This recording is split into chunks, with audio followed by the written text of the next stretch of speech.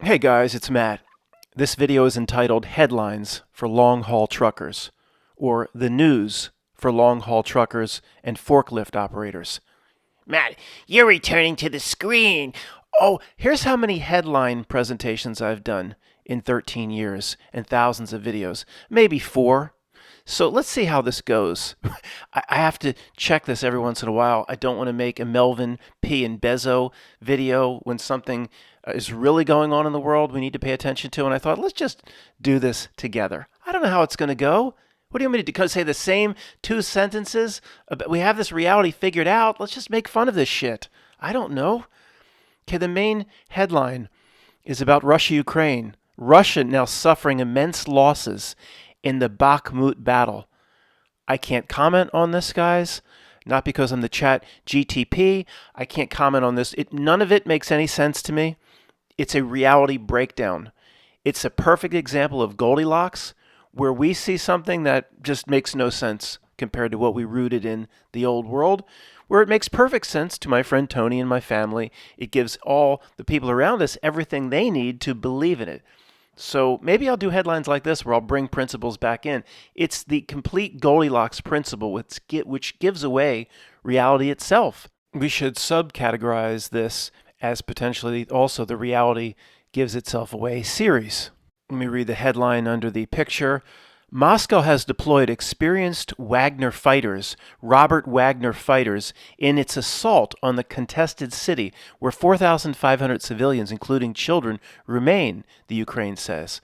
So the bot that puts this together, there's 2 or 3 people that work in CNN headquarters to make sure the bot is operating within its normal parameters, and it's just loading Archie and Jughead cartoons behind each one of these headlines. So whoever it might be, say, what picture should we use? If Moscow has deployed Robert Wagner fighters, is that they Spetsnaz? All I know is Spetsnaz. I never heard of no Robert Wagner fight. What picture should we use? I don't know. Should we use pictures of the real fighting of the Robert Wagner? No, show guys in a bar watching the news. Show guys in a bar? We have to pay spaghetti scrimmages for that image? No, we got it right here. Next headline, Finland begins constructing barriers along frontier with Russia. Barriers along the frontier with Russia, a border agency says. What border agency says? Maybe this format will work because we can make fun of it and learn something at the same time. And I don't mean learn from the headlines, and half these headlines are cake in a lake. I mean, what I just did, I stopped and I went, well, how long is the Finland to Russia border? I looked it up. Most Americans aren't going to know that off the top of their head. Americans can't distinguish between Norway, Finland, Denmark, Latvia, Lithuania. It's all the same area. We don't know anything about it. It's a huge border. It's not a short walk, I assure you. It looks like to be like 500 miles long. And it's interesting because it leads to more questions. Well, that had to be part of the old Iron Curtain then under Brezhnev or Khrushchev or that guy with that spot on his head. What was it, Gorbachev? It had to be part of, well, it wasn't a Berlin Wall. They didn't have some giant wall built. Well, anyway, they had some sort of barrier. Matt, maybe it's just barbed wire. Nobody wants to get into Finland anyway. Maybe it was, or whatever wall was built. It's starting to make sense. When it all came down, Russia removed the barriers. Finland had never built them because Russia themselves built them. But wouldn't Finland want to keep the Russian tanks out? Anyway, these are barriers so Russia keeps their own people in, of course. That's like Checkpoint Charlie in Berlin. Okay, so now they come down. Russia opens up like Disneyland when the Berlin Wall comes down in 1989. Now, only now does Finland see the threat when they're building a barrier. And what's the barrier? Per the soft nature of the Finlandian people, white picket fences. Continuing with headlines on the left side, trying to move through them more quickly, Russian soldiers send a surprising message to Wagner Group. There it is again. Stop talking about the Wagner Group. Never heard of them. Stop it. Moscow accuses Ukraine of multiple attempted drone strikes deep inside Russian territory. So, you're at war, right? Am I missing something? Is no drone strikes, was that part of the Geneva Convention that Hogan's Heroes used to keep citing to Clink all the time? You can't use drone strikes. You're at war. So why wouldn't they be able to use drone? They don't got no Sukhoi 27s, right? Maybe they do. But they use drones. So what? What am I missing? Next, a mysterious fleet is helping Russia ship oil, and it's growing. a mysterious fleet helping Russia ship oil. I guess obviously there's sanctions against Russian oil going out. That's why it's like $80 per gallon here in the United States. Of course, we know who the mysterious fleet is. That ain't nothing other than the Silesian pirates that didn't get to help Spartacus. They did not get to help Spartacus. They strung those son of a bitches up on crucifixions, and everybody said, I am Spartacus. Where do you think the Silesian pirates been all these years? Of course, that's who it is. Putin ally Lukashenko meets Chinese leader Xi Jinping in Beijing. So, see how Ukraine team works to defuse mines left by Russia. See? Oh, I got to click on that. Finally, there's a path to ending the Ukraine war. Of course there's a path to end it, because it was this part of the same plan on how to start it. Moving my eyes up to the top center. Oh! I just threw up into my mouth. Oh, God. We have to look at her. Chicago Mayor Lori Lightfoot defeated... Yay! Defeated in bid for second term. Ding dong. Ding dong. This is one of the most loathsome creatures in the history of the world. Anyone who carries just a degree of normalcy in the Chicago greater metro area, just a degree of common sense, would literally rather see the demon character at the end of Tom Cruise's Legend, the one that tries to make a bride out of Ferris Bueller's Girlfriend. They would much rather see that as the mayor of Chicago, and I'm not even joking. Next headline, House of Representatives MAGA wing. I didn't know they had a Make America Great wing, but they're torn over Trump as loyalists eye other 2024 candidates. They're going to wring this stupid-ass washcloth out with Trump as much as possible. He's going to come back. What a joke. What an absolute joke. It's too bad people outside of our little group can't hear the words that are coming out of my mouth. It is such a pathetic script that was planned out many, many years ago. Thank God this channel has purged all the Trump supporters. We used to say liberalism is a mental disorder. At this point, if you're a Trump disorder, you have no right to say anything about liberalism being a mental disorder. Next headline, the best moments from Tapper's one-on-one with Bill Maher. It must be Jake Tapper. He's still roaming around the corridors. Must have sat down with Bill Maher. What a throw-up fest that would be. Who's the more loathsome creature? Probably Bill Maher. Next one, video. Hear Maher's 2024 prediction. Hear Bill Maher's 2024 prediction. Pain. Bill Maher, if you're listening to the words coming out of my mouth, please have me on your show, and we'll sign a contract so what I say can't be edited or altered. Please, you little creature, have me on your show. Next headline below the picture. Live updates. The whole of Europe is more... Oh no. No, I don't mean oh no. I mean like, oh no, they're doing it again. The whole of Europe is mourning with you, says EU chief, after at least 36, the 3 6s, in Greek train disaster. East Palestine, Ohio, Greek. Somebody had a comment or emailed me, said, Matt, obviously they want to implement AI systems, and then these trains will now become safe, and oh, who knows? Is everything in this world part of a grand script? Matt, why are you asking that? You're the one that proposed that in the first place years ago. It is, for the most part, in some weird way. Kind of gives the world away as not being very real. The last 2 bullet points, bottom middle section, rescue workers are in a desperate search for survivors after the head-on collision. Watch, drone footage shows the scene of the crash.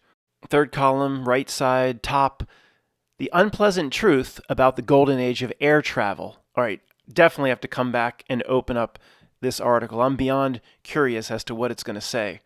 There was a golden age of air travel. I would say it's the 70s. I've heard stories about it, but it certainly hasn't been the last 20 or 25 years. just-in-time systems, so there's no excess capacity. So when you're in LaGuardia and like snows 6 inches and they just shut everything down, and it's like, oh, how are we going to get home? Screw you. There's no way to get home. Well, what about excess capacity? Don't you have more plane? No, it's a just-in-time system. We have all seats booked up for the next 6 months. How am I going to get home? Where am I going to sleep? Sleep under these seats here in LaGuardia and push the cigarette ashes aside. Yeah, it's a wonder.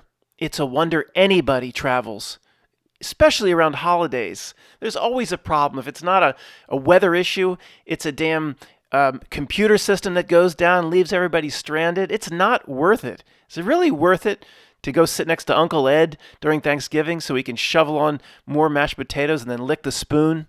Let me tell a brief story, and we'll get back to the headlines. Why that came in. Why did you say that, Matt? Both stories come from my mother. One, she went into a literal 7-Eleven around here. The real convenience store. Isn't that a code? No, the real convenience store. The 7-Elevens have gone down to almost zero. It's all Wawa. This is 20 years ago. One made sandwiches, I guess trying to be like Wawa around here. So the guy goes to my mother, you want mayo on your turkey or whatever it was? So yeah, mayo. So he puts the knife into the mayo and he, quote, butters the bread with mayo. Then he licks the mayo off the knife. This is a true story. Licks the knife and then cuts my mother's sandwich in half. My mother said, no thank you, and she walked out the door. But then I combine that with the mashed potatoes. She no longer goes to my stepfather's family's house. There's this guy named Ken or something. There was no spoon for the mashed potatoes. Somebody maybe went to get it, and he couldn't wait. He took his hand and plunged his hand. It's not a joke. Plunged his hand into the mashed potatoes and flopped them onto his plate. My mother no longer goes there either anymore. She abandoned the entire family over that? Yeah, well, it was building, put it that way. Next headline, girls' high school basketball team forfeits rather than play against transgender player. Girls' high school team forfeits rather than play against transgender. Okay, well, look, where do you draw the line? What if that player, how do we know that player wasn't LeBron James's 18-year-old son? Think about it. What if it was? Where do you draw the line? So this girl's high school basketball team, the average height is 5'4", and they set up like a 2-3 zone, 2 on top, 3 on the bottom, and this gigantic man takes off at the foul line and two-handed jams over all 5 of them. It seems, they shouldn't forfeit. How do you know it wasn't Larry Bird or LeBron James's son? I'm not joking. Matt, if you look into it, it probably was little white boy that struggled, didn't really know which he was, and once he decided to be whatever, then you really can't tell. A skinny little... But here's the point. Okay, fine. That probably wouldn't lead, if that person made a decision, that probably wouldn't lead to a state title. But if you allow that, then you must, by definition, allow LeBron James's son to. You can't have it. You can't say, well, I'm not going to allow LeBron James's son, even though he's identifying as this, because he would then make the game, say, lopsided to a degree. You can't do both. You can. Well, this one's allowed, but this one's not. Matt, we knew all this was coming when Larry Johnson, a 280-pound, 6'8", he put a dress on, and for that series of commercials 25 years ago became Grandmama. The next bullet or headline is on exercise, 75 minutes or more. We're skipping. The next headline, models fall into the crowd at a fashion show. Models, see what happens when you allow boys and men where they shouldn't be. They were on the stage. No, models, real models in this case, that didn't struggle with you-know-what, fall into the crowd at a fashion show. Think about this. There's one guy somewhere that scanned all these headlines, all this important, they believe it all, of course, all the important Russia-Ukraine headlines on the left, and scanned them all, and that was the one that got his attention over breakfast. He's about to shove his Eggo waffles into his mouth, scanning the headlines. Look, honey, models fall into the crowd. What's that all about? Last time That happened. It was Linda Evangelista and Christy Turlington. They both fell into the crowd. Christy Turlington was able to fight her way back up onto the stage, but the rest of the mob carried Linda Evangelista off. One guy grabbed her, threw her in the back of his pickup truck, drove her to some cave somewhere. He kept her in there for months before the authorities found her. That's the first thing the model agencies teach you. Don't go near the edge. Think about it. To think of any runway model, you think of the damn George Michael Too Funky video, anything. They're walking right down the middle, aren't they? They don't ever get close to the edge for this reason. The first thing they teach you, don't get close to the edge. The mob will carry you off. Like, that's the first thing Ballstein models taught Zoolander. It wasn't Jerry Seinfeld's dad. It was George's dad. It was Ballstein Modeling Agency for Zoolander. Don't you go near the edge. Next headline, Americans have changed the way they exercise. Here's how gyms are adapting. Oh, it's probably more CV crap. And the treadmills are 20 feet apart and whatever. Who cares? Next one, speaking of who cares, Justin Bieber cancels remaining Justice World Tour dates. Oh, CNN, you should be very proud. That deserves to be here. Thank you very much. Matt, it's code. Matt, Justin Bieber cancels Justice is being canceled. That's given a... You know what? They sometimes do business like that. I agree. You know what? I don't care. If we don't have our shit together, you think they're just going to go away, leave us alone? You think more shit's coming, and who cares? Who cares at this point? I don't care to analyze if there's some code saying justice is being shut down, which means this and that. Yes, generally they do business this way. By my heel, I care not to analyze it. A flight attendant's secrets to surviving long-haul flights. Surviving? Whatever. Next, kissing device. What? Kissing device with lifelike lips has the internet talking. Oh yeah, we're going to see it in action. I'm going to click on that one. Let's get through this horse shit. DNA found on a sweet potato helps police solve 12-year-old cold case murder. We're going to click on that one too. But before we do, does anybody see the inherent problems there that I do? See, the sweet potato would rot in just a few weeks. It has to be relatively new. But it's a 12-year-old cold case murder, but the sweet potato came out of the ground a few weeks ago. Well, how does it have DNA from the 12? I can't wait to click on this one. Matt, you think it'll make sense? No. U.S. has effing failed us. Katy Perry breaks down during American Idol audition. Oh, that wasn't planned, was it? No. This is one of the ones we should look at it in more detail or got my interest. It was the unpleasant truth about the golden age of air travel. The images is from Spaghetti Scrimmages, so of course I can't show it to you. Long lines at security checkpoints, tiny plastic cups of soda, small bags of pretzels, planes filled to capacity, and fees to every amenity, and a little brat kicking the back of your chair for 4.5 hours, all reflect the realities of 21st century commercial air travel, and a lot of other things. It's no wonder that many travelers have become nostalgic for the so-called golden age. Yeah, okay. During the 1950s, airlines promoted commercial air travel as glamorous. Stewardesses served full meals on real china. Airline seats were large and frequently empty, with ample legroom. The passengers always dressed well. All right, let's pause for a second. This is accurate. In the late 90s, the insurance company shipped me out to Los Angeles in 96. I flew back and forth. The home office was in Delaware, Wilmington, the Philadelphia area where I live, back and forth. I don't know how many times, cross country. And although people didn't dress well in the 90s, they still had their flip-flops and Bermuda shorts. They did dress well in the 60s and the 70s. Men would put a suit on to travel, no doubt about it. But they would serve you full meals, and they were good. They were almost always good. Like, for some reason, you always got a ginger ale on the flight. I don't know why. Nobody drank ginger ale the other 11 and a half months out of the year. It's just when you flew for some reason. It's not because, that settles the stomach. I don't know. It's beyond that. Everybody that didn't get their ginger ale wasn't going to go yak in the bathroom. And then you always wanted like this. There's Salisbury steak for some reason.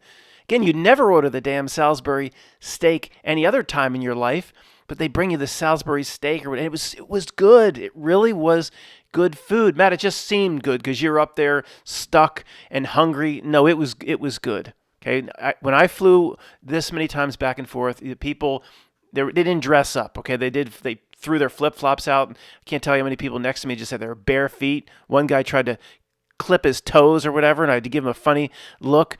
But there were a lot of empty seats, though. Before the big event in 2001, throughout the 90s, flying cross country, oftentimes there was an empty seat next to you. It wasn't the way it is today. Every seat jammed. They've got to do full capacity. I mean, just-in-time systems, Justin Bieber, just-in-time systems existed back then, but it wasn't the same. There was a lot more empty seats. Skipping, boring, middle paragraph, skipping, last paragraph. Until the introduction of jets in 1958, most of the nation's commercial planes were propeller-driven aircraft, like the DC-4. Most of these planes were unpressurized and with a maximum cruising altitude of, quote, only 10,000 to 12,000 feet. They were unable to fly over bad weather. Delays were frequent, turbulence common, and air sickness bags, often needed. So that's right. What did Leonardo da Vinci DiCaprio say in The Aviator? He was playing Howard Hughes, and it was accurate. He said, "I'm going to design a plane that flies above the weather. We can get above the weather. Get Noah Dietrich. Have him start buying. It's true. It is true. It is true. It was a nightmare to fly through cumulonimbus clouds, or they're trying to fly around them, and that adds another 2 hours to the flight, and the little kid behind you screaming, and it's bad enough. I flew again tons of times cross country, mid through late 90s through 2002, and that was bad enough. You get these headwinds. Sometimes it would be up to 6 hours to fly from east to west. Always faster flying from San Francisco back to the east, but whatever.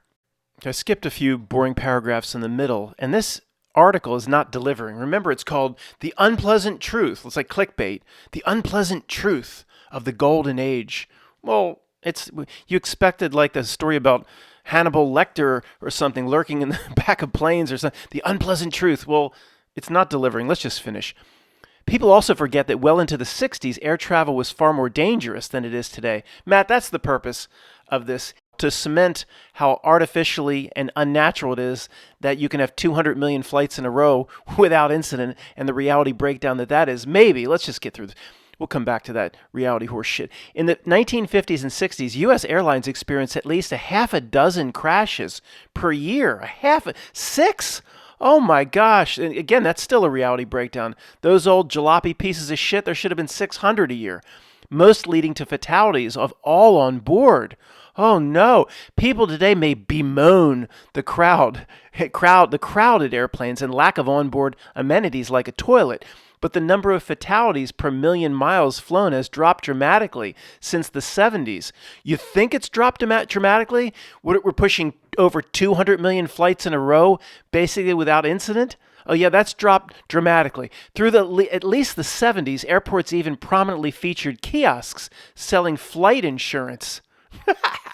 And we can't forget hijackings, it says. By the mid-60s, so many airplanes had been hijacked that, quote, "Take me to Cuba" became a punchline for stand-up comics. No, it didn't. Guys, just pausing for a minute. There were these, quote, hijackings, throughout the 60s and the 70s. But you want to talk about, I hear you, throwing whatever you're throwing. You want to talk about a presentation for them that would be easy to manage.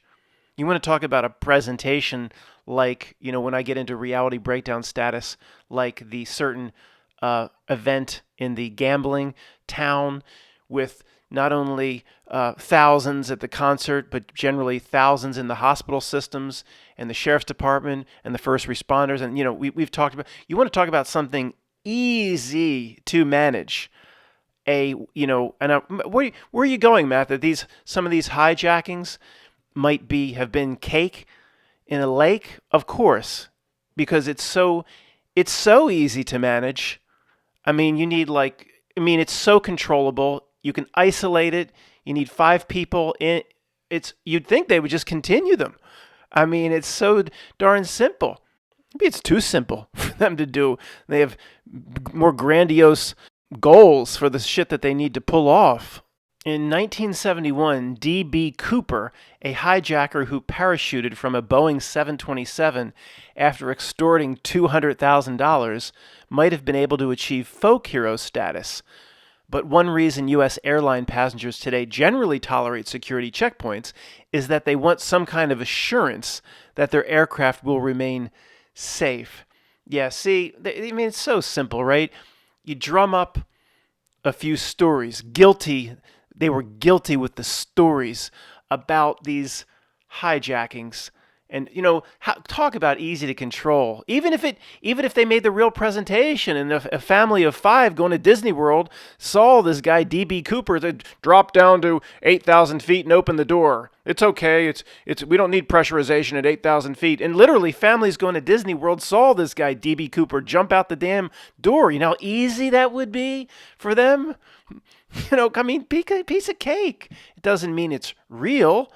So then you propagate all of this. So then these massive, intrusive body cavity reading security systems can go in place. And Matt, here's the problem. They weren't being adopted quickly enough. So that was another tertiary benefit they got out of the big date in 2001. Exactly. Now you're catching on, son. Last sentence. And if the previous examples don't dull the sheen of air travel's, quote, golden age, remember, in-flight smoking was both permitted and encouraged. Encouraged! The stewardess is up front doing a rally. Time to smoke. Time to smoke. Come on, everybody. Come on, light them if you got them. I don't remember. Look, I flew in the 70s a few times with my mother to see her sister in Florida, which was my aunt. I don't remember the flight attendants. Time to smoke. Time, whatever. Okay. I don't say it was maybe it was. Okay. But here's the thing. It was awfully strange when you booked smoking or non-smoking. They would say, of course, we went into a restaurant 20-some years ago. Non-smoking on the flight, please. And then you'd be in row 25. But row 26 would start the smoking. So you picked non-smoking. But the guy right behind you is blowing his Camels right into your face for 4.5 hours. Even the guy in row 1 up by the pilot can smell it. If the guy in the back, it's all recirculated air, but that's still much better than the guy right behind you. What they should have, I swear, I think it was one row and the next was the smoking section. They should have at least had like a no man's land, like what they should have adopted it from the trench warfare of World War I. I know they can't have a 20-foot section in the middle of the plane with no seats, but have, 5 rows at least, where you call it's like brackish water. It's a blend between fresh and the ocean, where if you sit there, you get $40 off. These old fares were pretty expensive. In today's terms, they were, $800 to $1,200. People didn't fly much for that reason.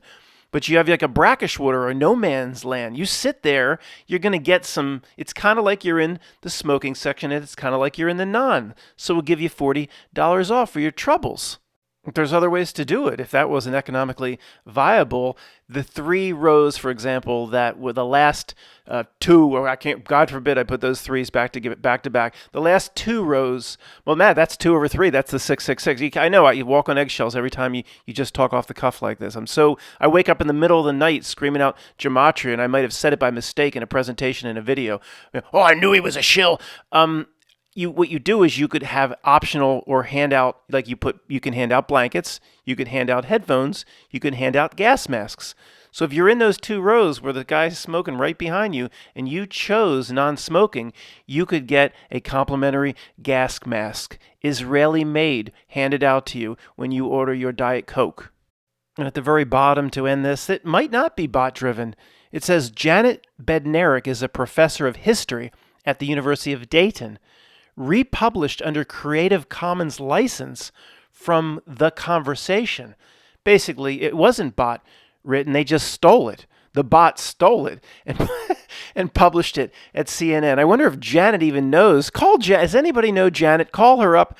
See if they know CNN stole their article from The Conversation. Oh, this poor son of a bitch published it with Creative Commons license. That way we can put it on CNN and make money from it and give her nothing. That way we can seem like we're not just exclusively bot generated.